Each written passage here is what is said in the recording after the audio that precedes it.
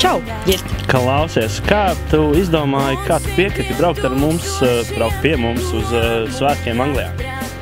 Ļoti vienkārši man piezvanīja Harijs Zariņš un teica tā: Aija, vai tu brauksi uz Angliju ar mums? Es teicu, jā, es braukšu. Super!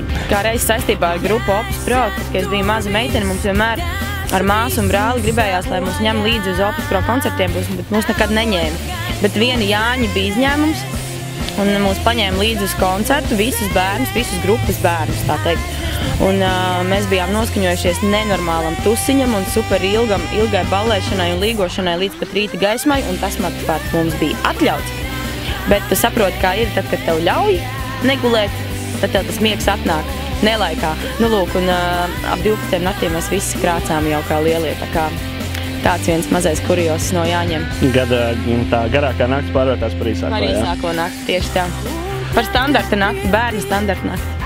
Vai tu mums uzdziedās arī kādu Jāņu dziesmu?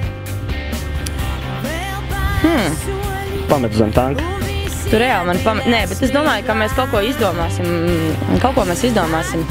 ar puišiem no Kolta, un es domāju, ka mēs varētu uztaisīt kādu līgo dziesmu vai Jāņu dziesmu tādā roķīgākā apdarē un uzspēlēt jums tur Anglijā. Vai tu esi pati sarakstījis kādu Jāņu dziesmu?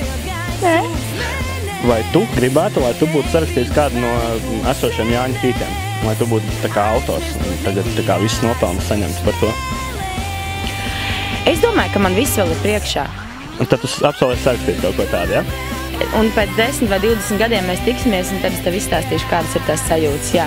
Ok, paldies. Jāņi Lielbritānijā ir jāsvin starp savējiem. Bērzi Strazdu